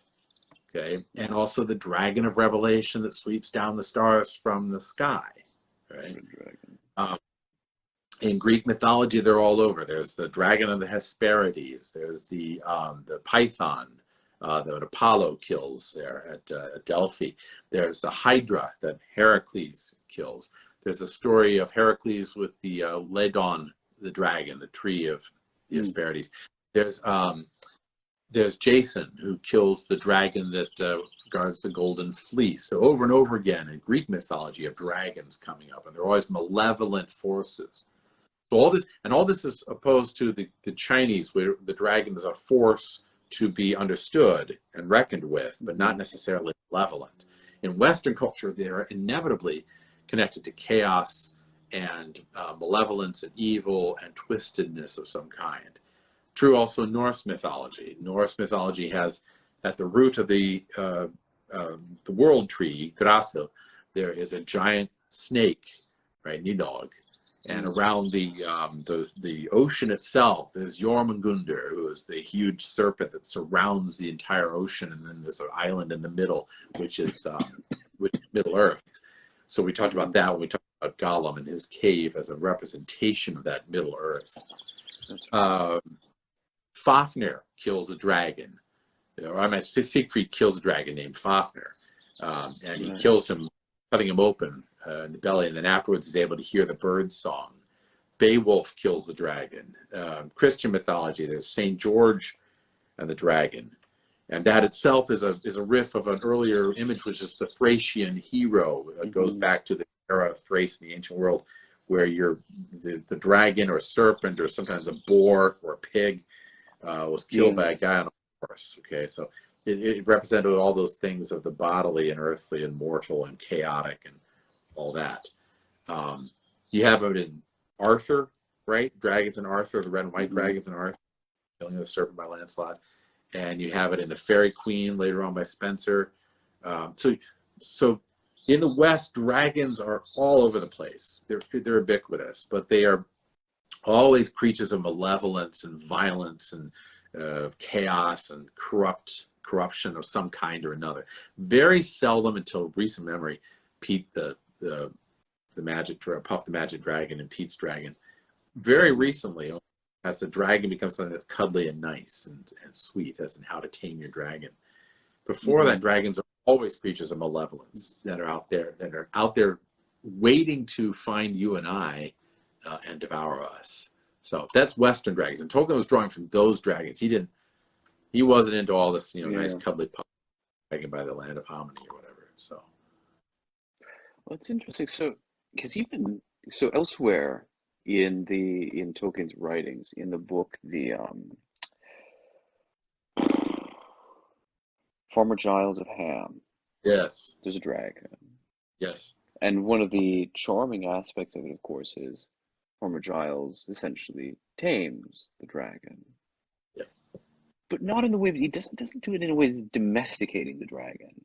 He sort of converts the dragon to his purposes, and then at the end, the dragon goes back essentially to its own lair after he's served his purpose and the kingdom has been established. But the dragon is fundamentally a wild fey force that is malevolent, demonic, right? It has no conscience. It's pure evil, but its essence changes because of something that Farmer Giles himself does.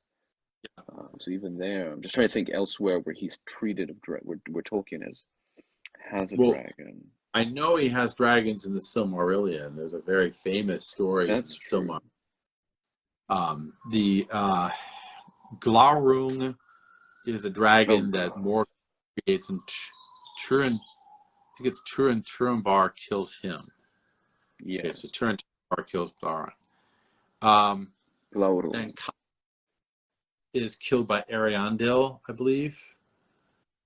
And then there are various others throughout, including Balrogs, that appear. And in one of them, I think it's the Turin-Turambar story where he kills Glaurung, and Glaurung tells him as he's dying, "Guess what, buddy? You married your sister." Yeah, at the very end even. And then it doesn't end well for Turin, right? I mean, that whole story is just dark. Very dark. So the dragon there is not just malevolent and violent, he's also malicious. He uses language in order to destroy someone's life. much like what Smaug does or tries to do. Which raises a kind of an interesting question. If a human being had been the character that met Smaug first, you know, the fact that it's a hobbit whose whole life is in some ways learning to run and hide, but who has a resilience to him, I think is providential, because a hobbit facing the dragon has a certain level of resilience, but doesn't have the desire to charge right in and chop the dragon to pieces. If he were a human being, I think he would be like, I'm going to take this guy, I got this, and he'd get fried. You know, he'd be bacon. Right. Or he might defeat the dragon, but he would be so twisted by the dragon's words that his life would crumble afterwards. Bilbo's life doesn't crumble afterwards. He has that resilience to be able to stand up to that thought that everybody is his enemy. Because what Smaug says to Bilbo is not just the dwarves are your enemy. Everyone is your enemy. How do you trust anyone at all? And he doesn't succumb to that, startlingly enough. I think that it's absolutely appropriate that he was this halfling, this hobbit, rather than a human going up against. But let me do this, Cameron. There are two things I wanted to share that are quotations about the dragon that I thought were really, really fascinating. Okay. One is a quotation here by Tolkien, and the other one is a quotation by G.K. Chesterton. So this is Tolkien on dragons. I think this is from his. It's either Tree and Leaf, or I forget what the other essay is that this might be from, but I think it's from Tree and Leaf. Oh no, I'm sorry. This is from Monsters and Critics. Monsters and Critics, yes. Monsters and Critics about Beowulf. Beowulf's dragon, if one wishes really to criticize, is not to be blamed for being a dragon, but rather for not being dragon enough. Plain, pure, fairy story dragon. There are in the poem some vivid touches of the right kind, in which this dragon is a real worm with a bestial life and thought of his own, but the conception, nonetheless, approaches Drakonitas rather than Draco, a personification of malice, greed, destruction, the evil side of heroic life, and of the undiscriminating cruelty of fortune that distinguishes not good or bad, the evil aspect of all life, but for Beowulf, the poem, that is as it should be. So in other words, the Beowulfian dragon has no personality to him, which is what really makes a dragon in Tolkien's opinion. It's not just that he has wings out with fire, it's that he runs out with fire and then says, hey, you know what, you married your mother, so go live with that. Right. Destroy. And he goes on to say, dragons can only be defeated by brave men, usually alone. Sometimes a faithful friend may help, but it's rare. Friends have a way of deserting you when a dragon comes, as happens in The Hobbit. For the dragon bears witness to the power and danger and malice that men find in the world. And he bears witness also to the wit and the courage and finally to the luck or grace that men have shown in their adventures. Not all men, and only a few men greatly. But dragons are the final test of heroes. Dragons are the final test of heroes. I really like that. Dragons are the final test. In other words, if you face the dragon, whatever that means, and are able to defeat him somehow, whatever form that takes, you become the hero. That's how they're born. You can say Bilbo, in that sense, is the hero of the story, not Bard. Even though Bard shoots. But Bilbo's the one who confronted the dragon. The only one who's confronted the dragon. Yeah. Because what Bard actually confronts is the Beowulfian dragon. The dragon never comes down. He confronts. It's just a force of nature that's flying at him like a hurricane. Yeah. Yeah. And he shoots it and it dies. But it's not a dragon as such. It's just the elemental aspect of the dragon. Yeah. And this second quotation, really, I love that. Chesterton always had a way of putting things just perfectly. And I really think this is a great way to end our session because, by the way, we've touched so much on the chapter of Bard killing that when we get to that chapter, I've got a whole ream of stuff we didn't get to this time that we'll dump on people then. You just wait. You guys don't know what you're in for. No, but here, this quotation, I first met this with Neil Gaiman in his book Coraline, which is a great dragon story if one ever gets to read it or see the movie, which is a fantastic adaptation. Neil Gaiman misquotes Chesterton here, and he says, Fairy tales do not tell children that dragons exist. Children already know that dragons exist. Fairy tales tell children that dragons can be killed. It's a misquotation. A good one, right? A good misquotation. Mm-hmm. But misquotation. So the real thing says, this is from Chesterton's essay, The Red Angel. Chesterton said, fairy tales, then, are not responsible for producing in children fear, or any of the shapes of fear. Fairy tales do not give the child the idea of the evil or the ugly. That is in the child already, because it is in the world already. Fairy tales do not give the child his first idea of bogey. What fairy tales give the child is his first clear idea of the possible defeat of bogey. The baby has known the dragon intimately ever since he had an imagination. What the fairy tale provides for him is a St. George to kill the dragon. Now, I like Chesterton's quotation a lot better, partly because he says a little more than Gaiman does.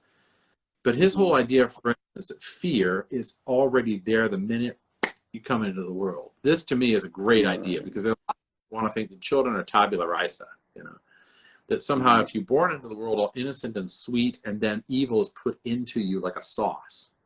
That's a Rousseauian idea, you know. Man is born free and everywhere he's in chains. I don't think that's true. I think that children, even if, from the moment they're conceived, I would say, in the womb, have fear. Because they have consciousness is never devoid of fear. To quote the great philosopher Conan, I used to read Conan comics all the time. Conan, at one point, says, only the fool and the madman are without fear. The hero learns to master his fear. Which is a great quotation. You just can't attribute it to Conan because you sound like an idiot. But that's kind of what Chesterton's getting at here, is that fear, terror is always there because it's an existential fear. It's that fear that we talk about. You know, Camus, for instance, talks about this. Okay. Or that dread that Kafka talks about, that terrible dread. We, all of us, have this. In any culture we have it, because we are conscious beings. And therefore we already have an idea of what Chesterton calls the bogeyman, the darkness, the thing there or inside, or the possibilities. You know, this could happen, that could happen, I could be this, it could be meaningless, it could be pointless, there could be nothing. And so it's already there. And what fairy tales do, they don't destroy us or put that into us. They give name to it or shape to it. And they give us the message that these things can be fought and eventually mastered or conquered or destroyed or killed. And insofar as they themselves are art, they are in fact a spell to counteract the dragon. Yes. Yes, and for all our railing against modern technology, which I don't, you know, I'm on board with railing. What we're doing right now is a form of killing the dragon. It's not just because we're talking it into oblivion, which, you know, maybe we are. You know, we talk so much like talking ourselves into oblivion anyway. Like Hermes, you know, putting the giant to sleep by just talking so much. Maybe, but also I think by giving other people insight into things and by giving other people the vision that there can be a way out, there can be a solution, there is hope. And this is something which I've always held to in my teaching, and why I object to remote teaching too. Teaching is not just the conveying of information. It's not even just leading out of darkness. What I think it really is an embodiment in the person of the teacher, that there is such a thing as hope, joy, courage, that there is the possibility for the student to emulate and become like the teacher that they admire. And I think that that's part of killing the dragon. It's important to do that in our modern world, which is so devoid in so many ways of hope and joy. It's an important task. There is meaning to what we do. There's meaning to what we do. I think that exactly captures it.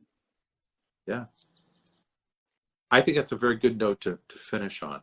We will slay the dragon in 2 chapters, but we have at least confronted this chapter. Got to confront the dragon first. Yes.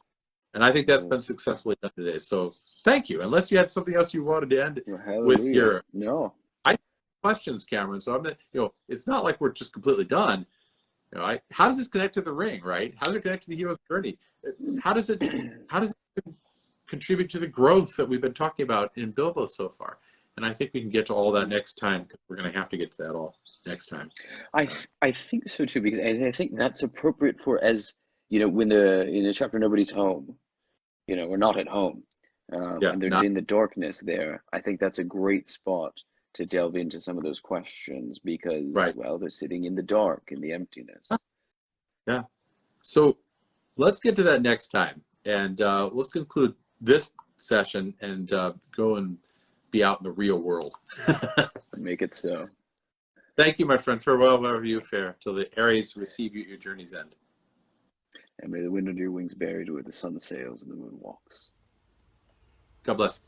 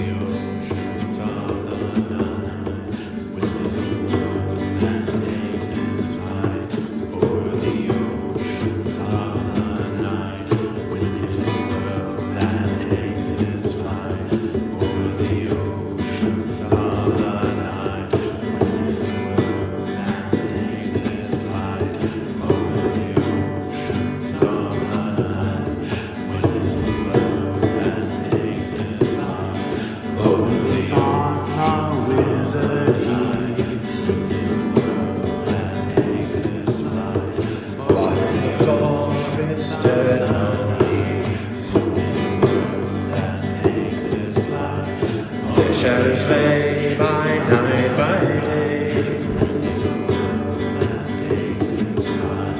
and darkening silence crept beneath.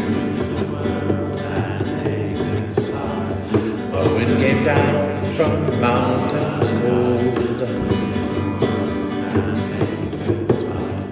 and like a tide it roared and rolled. Branches grown, the forest moaned, and leaves were laid upon the hold.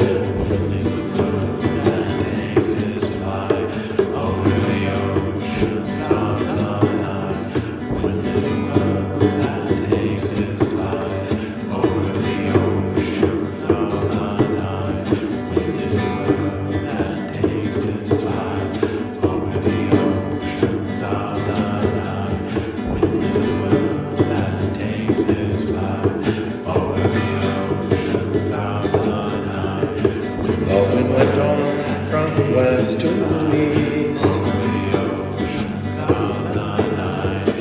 all the wind in the forest ceased. Much shrill and harsh across the marsh, his whistling voices were released.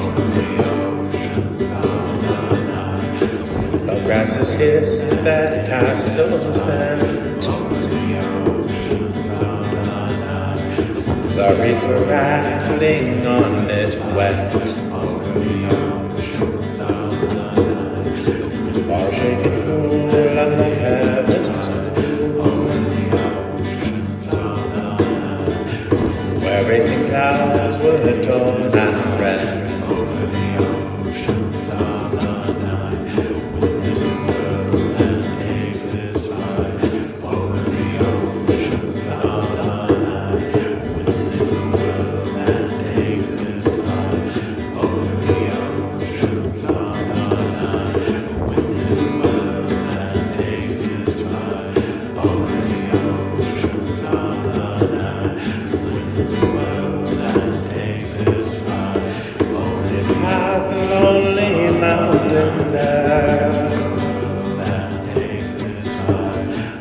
And swept upon the dragon's hair. Their black and dark they border stark, and flying smokes in the air.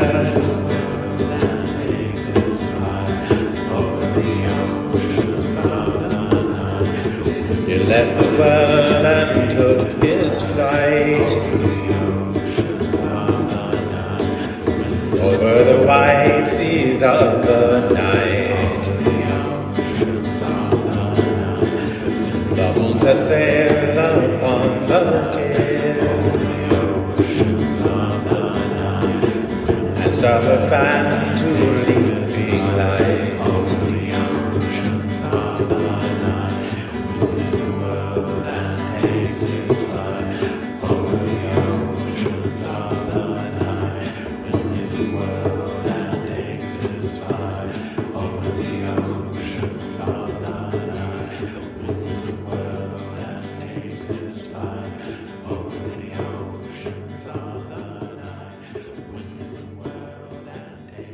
Fly